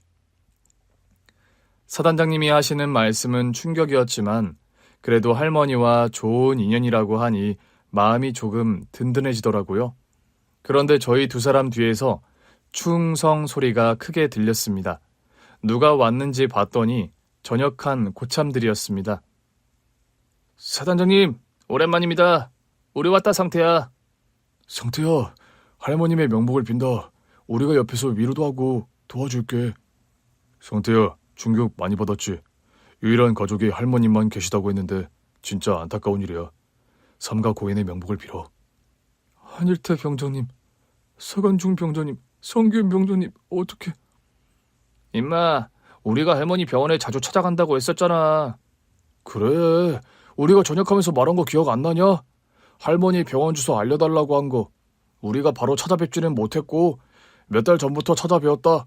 총명하시게 정정하셔서 회복하실 줄 알았는데 안타깝게 돌아가셨구나. 저와 함께 웃고 울었던 고참들을 보니 눈물이 터져 나왔습니다. 우리 할머니가 외롭게 가시지 않았군요. 저 대신 할머니를 찾아봐 주시고 감사합니다. 일태형, 강준이 형, 기훈이 형 고마워요. 그리고 할머니를 잊지 않고 찾아주신 사단장님 감사합니다. 저는 외롭게 상을 치를 줄 알았는데 여러 전우들이 곁에 있어서 슬픔을 나눌 수 있었고 전우들이 전에 제 등에 힘을 밀어주는 것처럼 저의 영혼에 기운을 넣어주는 것 같았습니다. 할머니의 장례식장에 곧 사단장님의 지인들이 우르르 몰려들었어요. 3스타, 2스타, 1스타, 별을 단 장군들과 여러 군인들이 오셔서 부조도 해주시고 할머니의 명복을 빌며 저를 올려주셨답니다. 어찌나 감사하던지 눈물을 멈추지를 않았어요. 사단장님의 도움으로 땅을 조금 사서 화장이 아닌 매장을 할 수 있었습니다. 저는 할머니를 안을 산소가 있었으면 하는 바람이 커서 부탁을 드렸더니 바로 알아봐 주셨고 좋은 터에 땅을 마련해 주셨답니다. 햇빛이 잘 드는 양지의 땅에 할머니를 눕혀드리고 사단장님이 마지막 가시는 길에 경례를 하자고 하셨습니다. 부대 차렷! 할머니께 경례! 충성! 편히십시오! 할머니는 그렇게 떠나셨습니다. 고참들과는 저녁하고 술 한잔 하기로 약속했고 사단장님과 같이 부대에 복귀하기로 해서 사단장님 차에 올랐습니다. 상태야, 나를 이제부터 삼촌이라고 생각해. 난 너희 할머니께 은혜를 입은 까치 같은 사람이니까. 박을 물어다 주마. 과수원 어르신 말을 들어보니 너 공부 좀 한다며. 공부해볼래? 내가 뒤에서 밀어줄게. 아닙니다. 저는 알아서 지내겠습니다. 사양하지 마. 그럼 내가 마음이 편치 않아서 그러니까. 제대하면 공부도 하고 대학도 가. 내가 후원자가 될 거고 삼촌이 될 거다. 알겠냐? 감사합니다. 사단장님이 베풀어 주신다는 말씀에 거절하지 않았습니다. 할머니께 잘 사는 모습을 보여드리고 싶었거든요. 부대에 복귀해 느긋하게 지내다가 제대를 앞두게 되었습니다. 신병으로 들어온 녀석이 낯이 익어서 자세히 봤더니 어릴 적 할머니의 붕어빵 노점을 깨부순 영철이었습니다. 이게 누구야? 영철이? 이병 김영철. 너 나 기억하지? 예, 그렇습니다. 세상 진짜 좁네. 여기서 일진 짓을 하던 김영철을 만날 줄이야. 영철아, 눈 감아봐라. 뭐가 보이냐? 아무것도 안 보입니다. 그게 네 군생활이다. 빡세게 뺑이 실컷 쳐라. 오랜만에 우연히 군부대에서 만난 영철이를 괴롭히진 않고 그냥 우스갯소리만 해주고 말았어요. 저도 어른이 되어서 그런지 어릴 적 일을 떠올리며 복수하고 싶진 않더라고요. 얼마 뒤에 전역을 하게 되었습니다. 상태야, 저녁 축하한다. 이제 군인 떼국물 빨리 벗고 민간인 되어라. 자, 마셔. 상태가 벌써 저녁이라니. 옛날에 사단장님 차보고 충성하고 큰소리 내던 이등병 놈이 전역을 하다니. 그러고 보면 국방부 시기가 돌아가긴 하나보다. 이 짬도 안 드는 것들아. 분대장인 내가 보았을 때 니들도 똑같았어. 아무튼 오늘 끝까지 가는 거니까 술 먹다가 도망가기 없기다. 다들 잔 들어. 상태의 저녁을 축하하며 건배.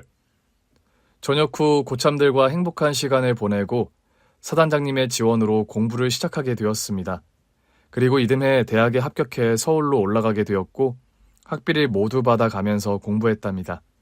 생활비까지 다 챙겨주셔서 편하게 공부했어요. 그리고 졸업과 함께 대기업에 취직했어요.